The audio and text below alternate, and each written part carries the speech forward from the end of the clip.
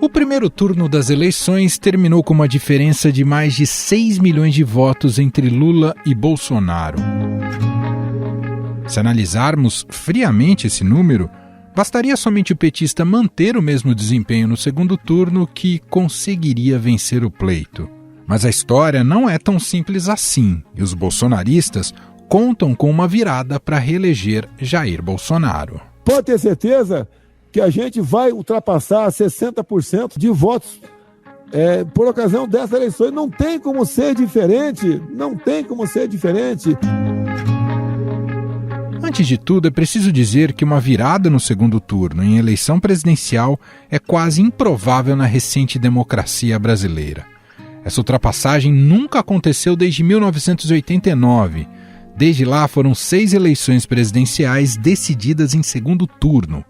O pleito de 2014 entre Dilma Rousseff e Aécio Neves foi o que mais chegou perto de ter uma virada. Dilma Rousseff do PT com 51,38%, Aécio Neves do PSDB 48,62%. Esse resultado já dá para Dilma Rousseff a reeleição, segundo números do TSE.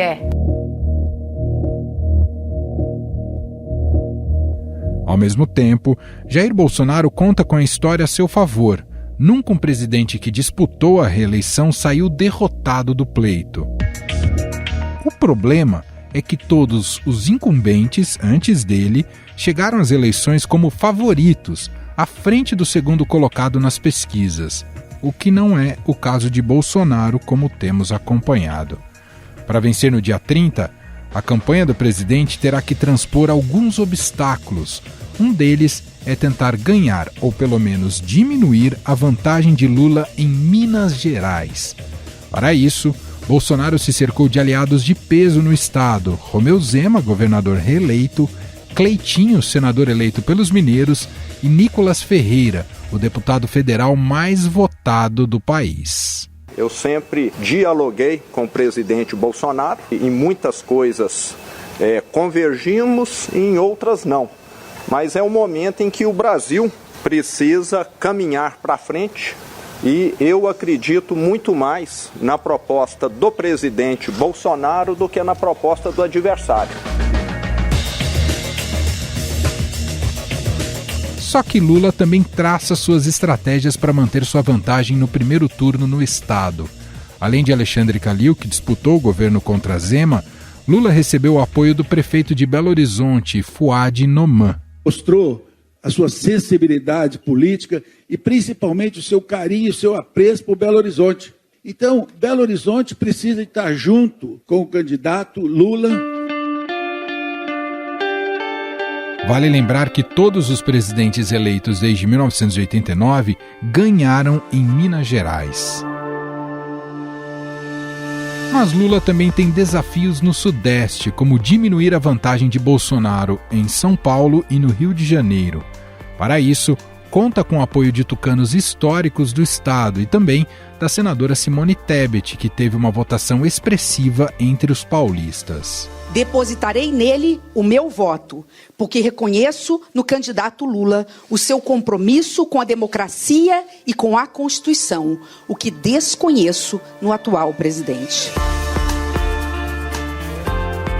No Rio, o petista ganhou o apoio de importantes políticos, como o prefeito da capital, Eduardo Paes. O presidente Lula é maior do que qualquer quadro político do Rio de Janeiro. Ele é maior do que qualquer político brasileiro.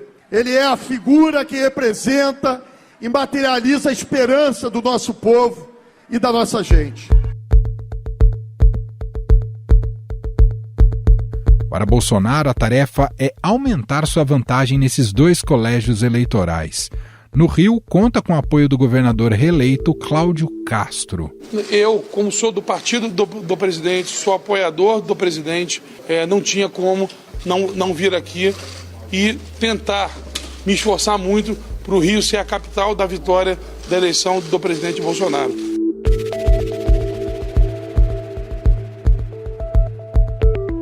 Mas o maior desafio para Bolsonaro quando tratamos de regiões do país é a conquista do Nordeste. Lula teve 13 milhões de votos a mais do que Bolsonaro entre os nordestinos.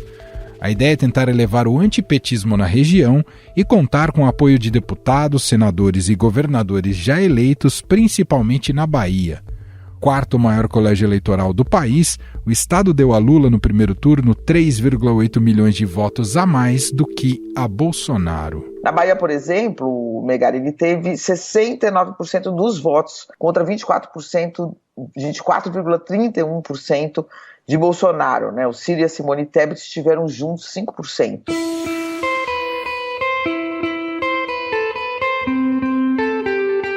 Mas este não é o único desafio do atual presidente. Ele também vai precisar aumentar seus votos entre o eleitorado feminino, que hoje está com Lula. A campanha de Bolsonaro escalou a primeira-dama Michele e a senadora eleita por Brasília Damares Alves para serem interlocutoras com este público. E ele foi o presidente da história que mais sancionou leis para as mulheres, para a proteção das mulheres. 70 leis. 70 leis de proteção para as mulheres. Já Lula precisa conquistar os corações dos evangélicos que votaram em massa em Jair Bolsonaro. O petista lançou uma carta aos evangélicos, com compromissos que conversam com esses eleitores, como não discutir a questão do aborto. Quem está à frente deste documento é a senadora Elisiane Gama, do Maranhão, que é evangélica.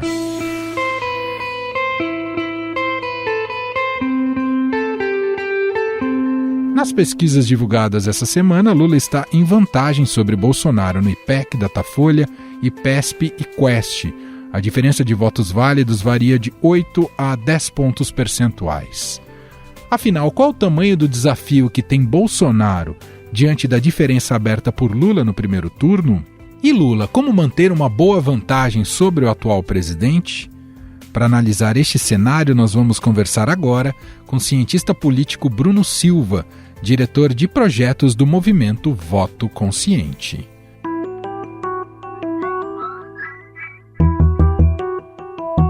Olá, Bruno, seja muito bem-vindo, tudo bem?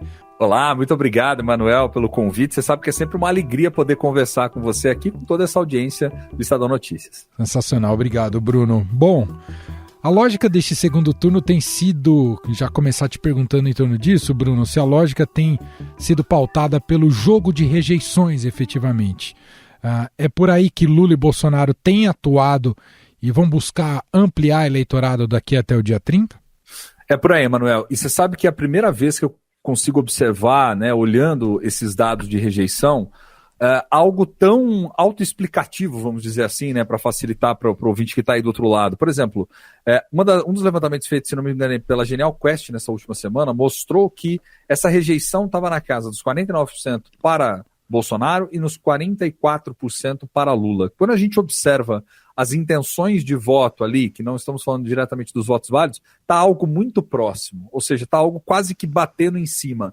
Eu já havia comentado lá atrás que a probabilidade do segundo turno seria justamente uma tendência de que as pessoas votariam naquilo que elas menos gostariam de ver representado a partir de 2023, salvo, obviamente, aqueles que já tinham as suas preferências consolidadas, que já tentaram demonstrar isso no primeiro turno, porque a gente precisa, obviamente, olhar para esse eleitorado e entender que tem de tudo um pouco ali dentro, né, Emanuel? Você tem ali dentro do PT aqueles que de fato gostam do Lula, o veem como a grande figura, o grande líder, é um eleitorado lulista, não vou nem dizer petista, porque é um eleitorado lulista, né? Está muito concentrado na figura dele. Do outro lado, aquilo que a gente convencionou chamar de bolsonarismo, também movimenta um percentual do eleitorado, que é aquele, por exemplo, que ao longo de todo o governo desses últimos 4 anos, a gente tem identificado ali que avaliam o governo como bom, ótimo, enfim. Então, sempre entendendo que o presidente faz tudo da melhor maneira possível, e isso estava ali na casa sempre próximo aos 30%. Então, quer dizer, você tem esse eleitorado que apoia Lula, que apoia Bolsonaro,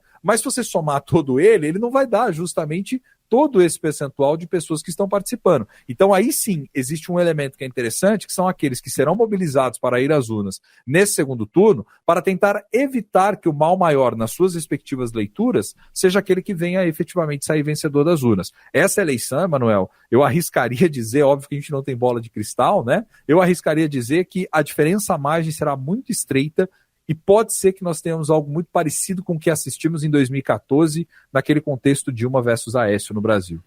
E o quanto isso mexe com o tom da campanha? Por ser um jogo de rejeições, torna a campanha um esgoto ainda mais mal cheiroso, Bruno? Infelizmente, né, Manuel? Tem certas latrinas que estão sendo abertas nessa campanha que são de doer os olhos, de doer os ouvidos, né? Eu tenho acompanhado, por exemplo, o programa eleitoral, tenho acompanhado muito pelo rádio, inclusive, né? E é muito curioso a gente ver que, assim, não há debate qualquer sobre qualquer projeto, qualquer proposta, ou qualquer tipo de ação governamental, intencionalidade, os principais problemas do país. Isso não passa, né? Isso não passa em nenhum momento mais pelas campanhas. O que passa pelas campanhas é justamente o que a gente estava falando há pouco, né? É justamente você tentar explorar quais são os pontos mais negativos do seu opositor para tentar potencializá-los e, quem sabe, né, sensibilizar ou até mesmo impactar o eleitorado para ver se pela rejeição ele se afasta daquela opção de voto. Nem que for para ele dar um voto branco, ou nem que for para sequer a pessoa se sentir mobilizada aí para a urna, porque tem isso também, né, Manuel, que a gente não pode esquecer. Nós temos as taxas médias de abstenção, a gente acompanhou novamente nesse primeiro turno algo na casa ali dos 20% novamente, aquilo que a gente já vinha observando em eleições anteriores. Havia inclusive uma expectativa, né, de que talvez as abstenções nesse primeiro turno pudessem ser até um pouco mais baixas, em função de nós estarmos falando do atual presidente e de outro que é um ex-presidente. É a primeira vez que nós estamos assistindo esse tipo de lógica de disputa nas eleições presidenciais no Brasil, ou seja, duas lideranças, uma liderança mais à direita, uma liderança mais à esquerda, mas que conseguiram consolidar, né, e que conseguiram trazer para si todo esse eleitorado. Então havia essa expectativa de que, em tese, as abstenções pudessem ser mais baixas. A gente ainda está também tentando entender, porque tiveram vários motivos que talvez tenham explicado o fato delas se manterem na casa, né, nessa casa dos 20%. Foi próximo dessa casa dos 20% em 2014, que, para ser mais preciso, foi 19,3%. Em 2018 foi 20,3%. E agora em 2022 foi 20,9%, né, que a gente acompanhou comparando-se aqui às eleições presidenciais. Então havia essa expectativa. Muitos disseram que foi justamente pela facilidade em você justificar o voto. O aplicativo, por exemplo, né, do e-título, você podia fazer tranquilamente ali a justificativa eleitoral. Muitas pessoas chegaram em filas de escola e essas filas demasiadamente longas fizeram com que elas saíssem da escola e não voltassem mais depois para realizar o seu voto. Mas esse jogo do segundo turno vai ser um jogo onde cada um desses detalhes, Emanuel, na minha leitura, serão extremamente importantes. Quer dizer, e não é fácil compreender o fenômeno da abstenção, né? São muitos elementos que podem motivar o eleitor a não ir para as urnas, desde uma coisa básica do tipo não tenho dinheiro hoje para pegar transporte público para ir votar. Perfeito. Eu lembro que a campanha petista se preocupou muito com isso no primeiro turno, e não sei, levanta aqui até uma hipótese, não sei se pelo jogo da polarização que a gente tem esse ano no Brasil e o quanto ela está radicalizada, se muita gente já não está de saco cheio mesmo e não vai votar porque está de saco cheio com esse jogo de rejeições que estamos comentando aqui, não se vê espelhado nessa disputa. Não sei se também esse tipo de não voto vai estar presente na disputa do segundo turno.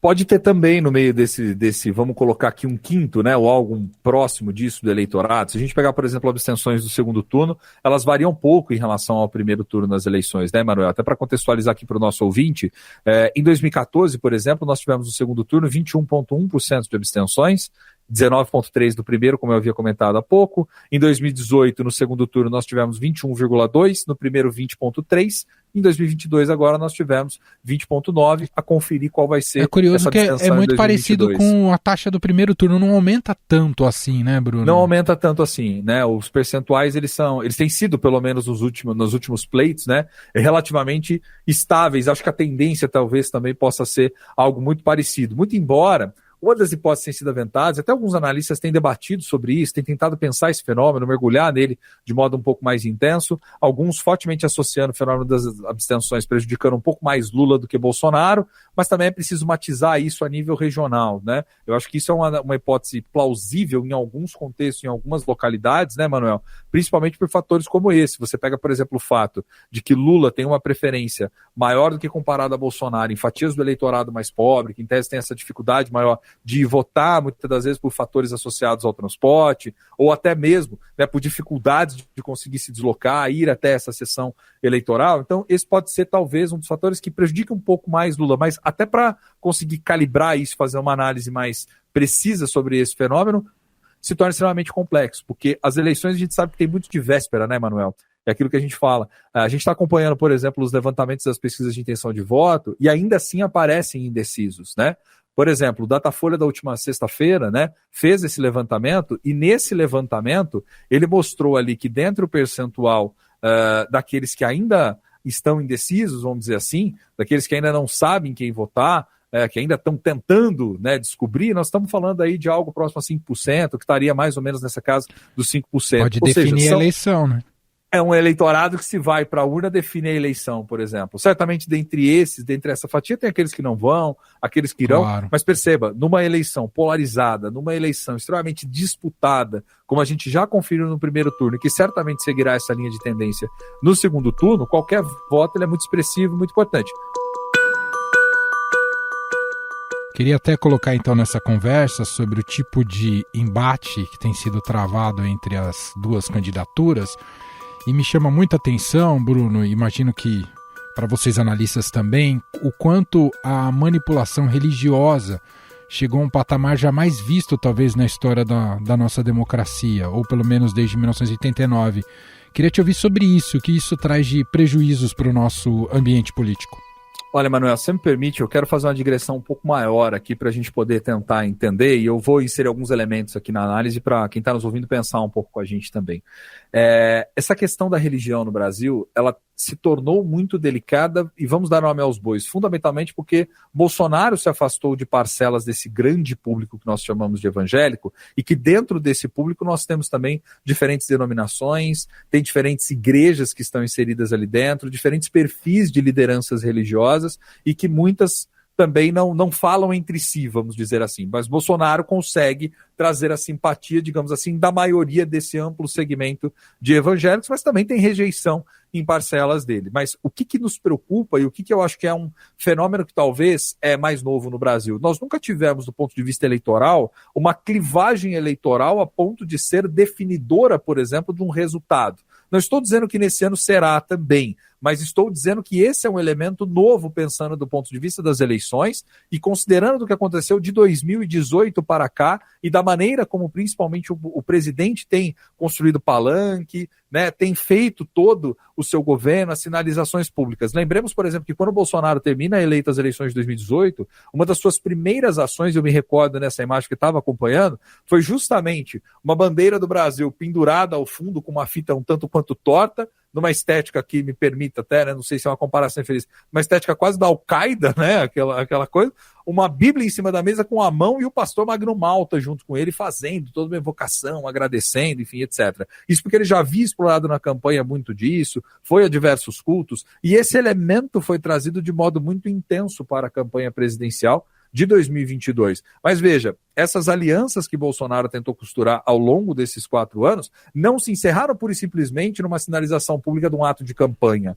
Muitas dessas figuras estiveram presentes dentro do seu governo e acumularam também, por um lado, bônus para suas denominações religiosas, mas por outro também muitos ônus, né, Emanuel? Vide, por exemplo, o caso do próprio ex-ministro da Educação, Milton Ribeiro, naquele episódio patético da arma sendo disparada dentro do aeroporto, enfim, sem contar os infinitos indícios de casos de corrupção que foram feitos ali no âmbito do MEC. Então, essa associação com uma vertente religiosa, trazendo isso para dentro da vida política, é muito delicada e muito complexa. Por quê? Porque Bolsonaro explora dentro desse nicho, basicamente o quê? Os recursos da narrativa para a construção da ideia de campanha eleitoral. O que eu estou querendo dizer com isso? Que recursos narrativos seriam esses, né? De recursos como, por exemplo, simplificar a complexidade política do Brasil, que é um país multifacetado, de 8,5 milhões de quilômetros quadrados, com regionalidades demasiadamente complexas, com classes sociais muito distintas entre as regiões, simplificando isso numa luta do bem contra o mal. Isso está o tempo todo posto na sua campanha. Como se existisse um bem, um suposto bem, como se existisse um suposto mal. O suposto mal encarnado no lulismo, o suposto mal encarnado no PT, o mal que tenta associar Lula, por exemplo, ao crime organizado, o mal que tenta associar, por exemplo, a um boné que está escrito CPX e as pessoas não sabem nem o significado daquilo, que faz uma referência direto ao complexo de favelas do Rio de Janeiro, mas que tenta associar isso ao crime organizado ou algo nesse sentido. Então, essa guerra, e o Bolsonaro já repetiu isso sistematicamente, ele diz que não é uma eleição, é uma guerra. E numa guerra, Emanuel, ninguém está preocupado em vencer o outro. Numa guerra, se possível, você está preocupado em aniquilar o outro. Na última coluna que o William Vac fez aqui no Estadão, queria te ouvir também sobre isso, Bruno, ele fala que o Brasil, isso tem a ver com o que a gente está discutindo dessa polarização cada vez mais radical. Ele fala que o Brasil está se tornando um país de irreconciliáveis. E queria te ouvir sobre isso. Esse é o mais grave sintoma do que virou essa polarização. Independentemente de quem sentar nessa cadeira de presidente em 2023, o dia seguinte já tá dado como certo que será nebuloso? Mas não há dúvida, né, Manuel? Você já imaginou se a gente termina esse resultado? Imaginemos algo, independente do resultado, se Lula ou Bolsonaro à frente, a probabilidade do que a gente tem visto é que dê Lula, vamos dizer assim. Mas a gente sabe que há esse eleitor de última hora, há muitas indefinições, está tudo muito nebuloso nesse ano eleitoral, né? Mas vamos supor que dê algo em torno de 52, 48, 53, 47, ou algo até menos do que isso, próximo, né? Muito próximo. Como é que sai o Brasil das urnas depois, no dia seguinte? Sai um Brasil dividido, um país que foi extremamente radicalizado pelas campanhas eleitorais e um povo que, no limite, vai ter muita dificuldade de conseguir tomar um café na esquina depois, em função desse tipo de nível de beligerância política que foi levado. E não vai acreditar no presidente eleito, a depender do perfil do eleitor, né? O que a gente vê nos Estados Unidos, não é, Bruno? Exato. Então, quer dizer, você já imaginou se você tem um governo que ganha, mas não leva? Essa que é a situação que a gente tem. Você ganha a eleição, mas você não leva, né?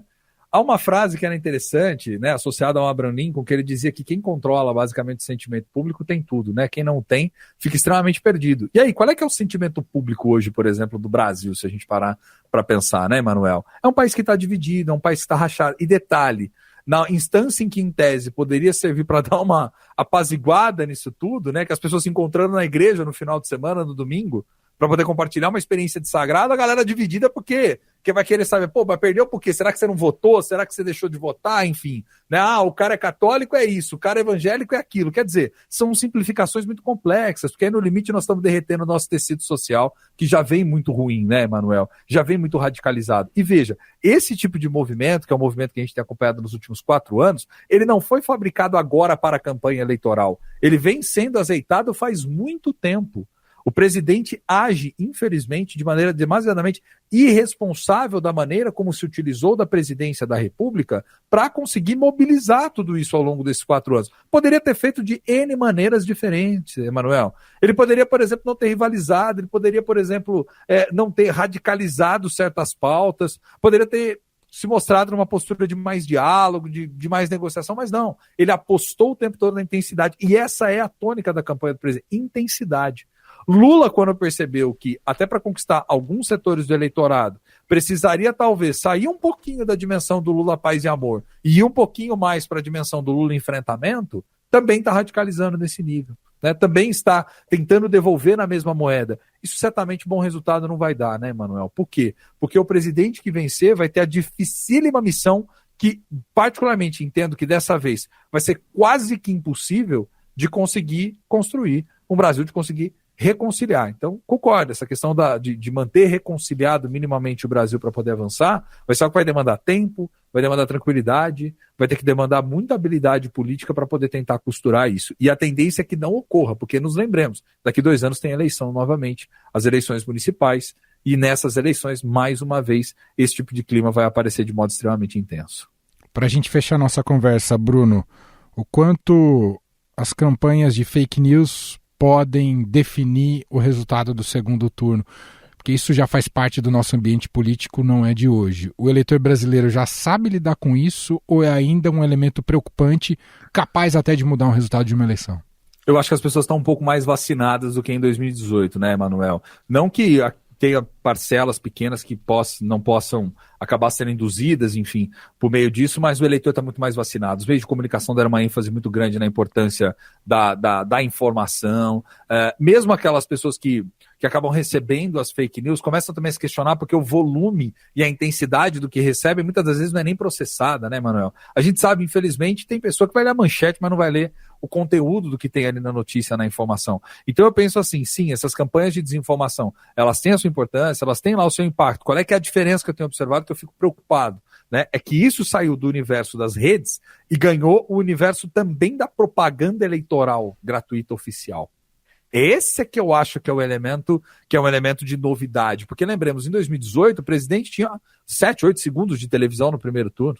Né? Depois, no segundo, passou a ter um pouco mais de tempo de campanha, enfim. Mas nesse não, ele já tinha um tempo maior. Você está dizendo é uma irresponsabilidade das candidaturas. É uma baita de uma irresponsabilidade, porque você pega ali, você fica editando determinados trechos onde você tem ali uma mistura de pseudo-verdades com mentiras, narrativas falaciosas, né, mentirosas, com fundo de verdade. Então, quer dizer, você destruiu completamente a noção do que é e o que não é. E veja, Manuel, tem método por trás disso tudo, e é isso que eu acho extremamente preocupante também. Por isso que é aquilo que a gente sempre fala, as pessoas podem concordar, discordar, achar que o analista foi ao ponto, não foi, gostou, não gostou, isso não tem problema, isso faz parte da lógica democrática, para isso que a gente tem, inclusive, diferentes meios de comunicação. Agora, o que não dá é para relativizar a verdade, e já faz muito tempo que os políticos estão brincando com isso e tentam construir um universo que é a sua própria distopia, que aí também tem esse elemento. O indivíduo que está na rua, ele está vendo.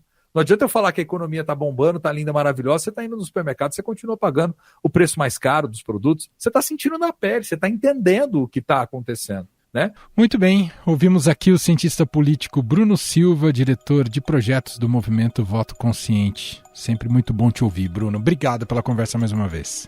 Alegria é minha de poder bater esse papo com você e com todos que nos acompanham aqui. Até uma próxima oportunidade. Forte abraço, Manuel.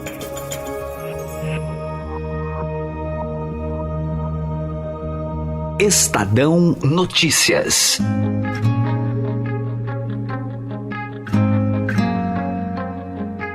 E este foi o Estadão Notícias de hoje, segunda-feira, 17 de outubro de 2022. A apresentação foi minha, Emanuel Bonfim. Na produção, edição e roteiro, Gustavo Lopes, Jefferson Perleberg, Gabriela Forte e Eric Souza. A montagem é de Moacir Biasi. O nosso e-mail, podcast@estadão.com. Um abraço para você, uma ótima semana e até mais.